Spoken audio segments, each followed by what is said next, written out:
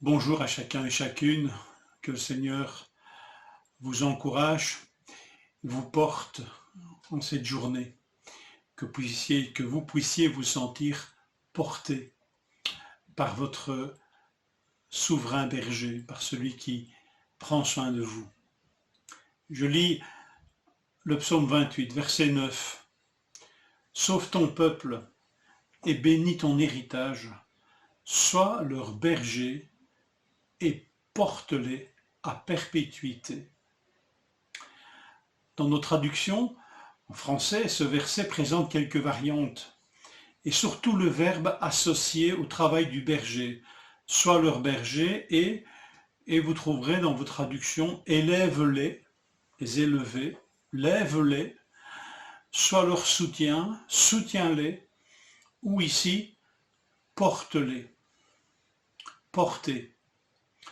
Il semble que ce soit cette traduction qui soit peut-être la plus proche de ce que le texte original dit. Mais voilà, je ne vais pas mettre de côté les variantes possibles. Mais quelle est celle de ces variantes qui nous parle le plus en fin de compte? Alors voilà, on associe souvent le travail du berger, la fonction du berger, au verbe paître. Le berger, il paît son troupeau. Et ici, nous trouvons une autre facette de l'activité du berger.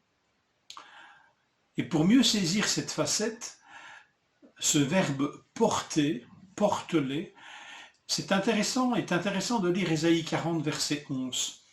En fait, je me trompe peut-être, mais il n'y a pas beaucoup d'autres versets qui, dans le même contexte, utilisent la fonction du berger et lui associent le verbe porter. Et Ésaïe 40, 11 est le seul parallèle que moi j'ai découvert.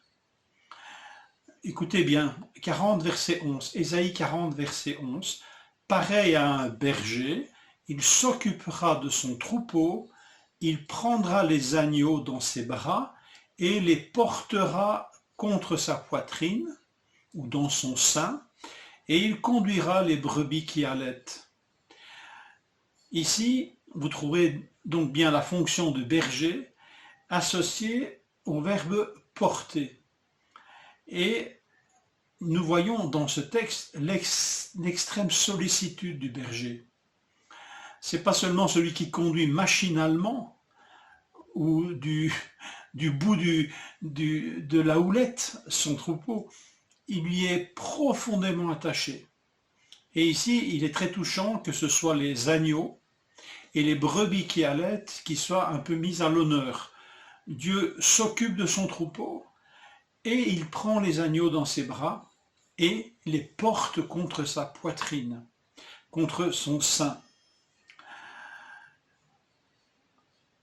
Et la traduction d'Arby souligne encore la sollicitude du berger pour les brebis qu'il allaite.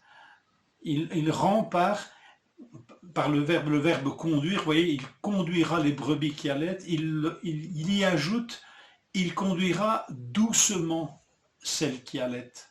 Et c'est, semble-t-il, l'idée du texte, du verbe. C'est pas simplement conduire machinalement, mécaniquement, mais conduire avec bienveillance, doucement, parce qu'une brebis qui allait est plus fragile que les autres. Donc c'est une conduite adaptée et toute particulière, avec une attention toute particulière.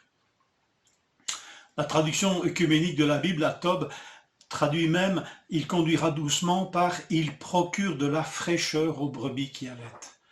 Ce verbe est riche, mais il met en évidence cette notion de bienveillance, de soin particulier et attentif aux plus fragiles. Mais le berger conduit son troupeau et tout son troupeau. Alors nous pouvons mesurer ici toute la bonté, la consécration du berger envers le troupeau. Et en revenant au psaume 28, bien sûr, quel est ce troupeau? Mais c'est son peuple, sauve ton peuple. C'est aussi son héritage. Vous imaginez, son peuple, c'est son héritage, l'héritage de Dieu. C'est la part de Dieu. Et la Bible en français courant rend par c'est ton bien le plus personnel, son peuple, son héritage, c'est nous qu'il fait donc paître de cette manière et il peut nous porter à perpétuité. Alors nous comprenons mieux peut-être alors cette prière bénédiction, bénis ton peuple, bénis ton héritage et sois leur berger et porte-les pour l'éternité. Ou pour le dire en français courant, porte-les Seigneur, porte-nous dès maintenant et pour toujours. Alors, nous pouvons adresser cette prière au Seigneur pour nous, pour nos frères, pour nos sœurs. Nous faisons partie du même troupeau, du même héritage.